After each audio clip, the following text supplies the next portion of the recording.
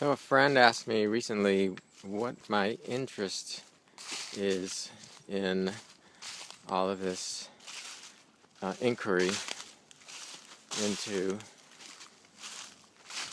the nature of existence, I guess, and reality. And my answer was immediate, and it was freedom. I don't really care about enlightenment. I don't even really care about awake, except awakening to freedom. And when I say freedom, I mean just the experience of being freely alive, as this very unique expression of life and personhood. Free to express myself, free to be creative, free to be lazy,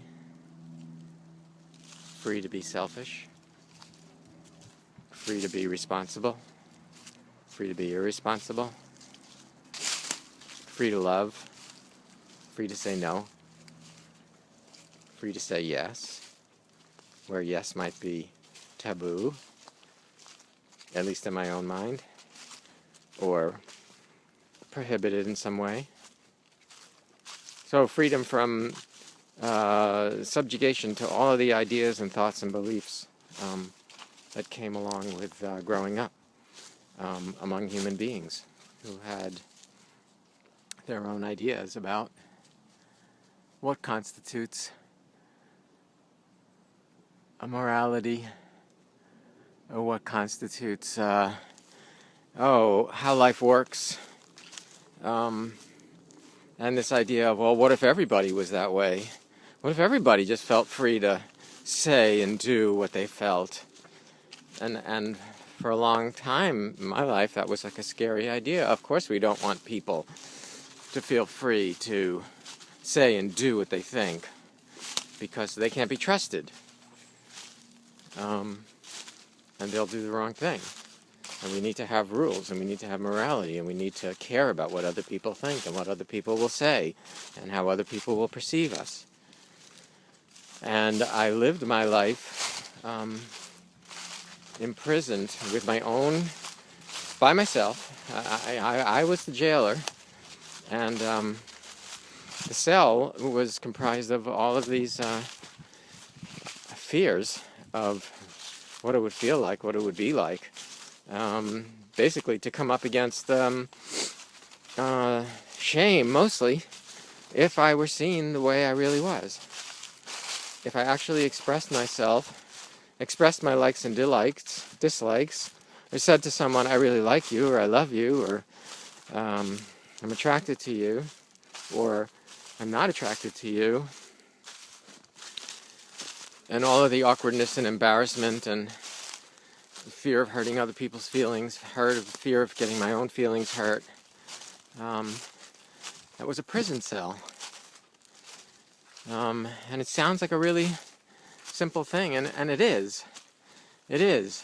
And it sounds very unspiritual, and it is. I think that you can, in your experience of freedom, you can discover all different kinds of aspects of spirituality, which you can then decide whether you want to pursue or not, or believe in, or extrapolate, share.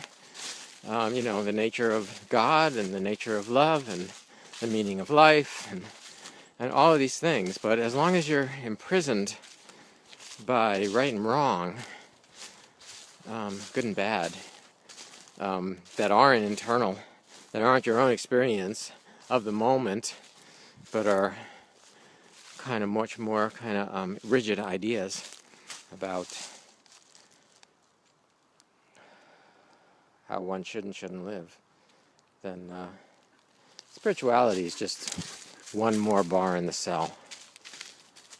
Yeah, that's a person and a dog. That's nice. See that? Yeah. It's a being. Like you're a being, buddy.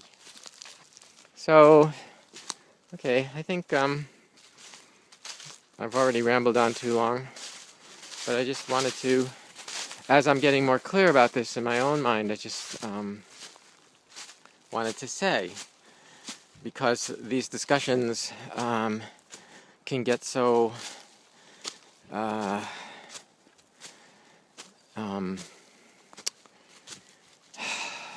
complicated and complex and nuanced about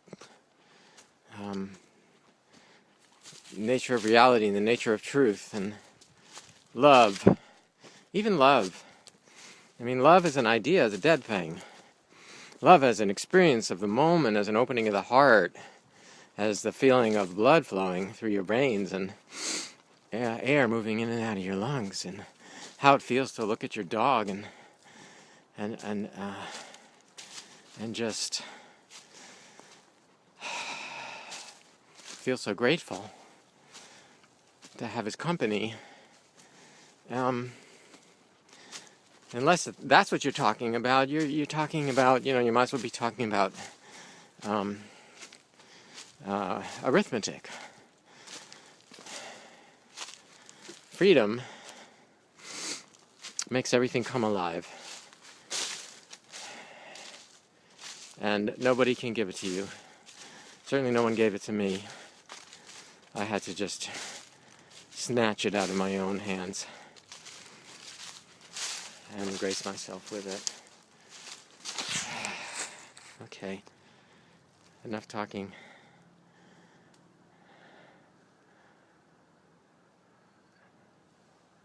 Can you hear the frogs? First day. Frog song. Spring. Thank you.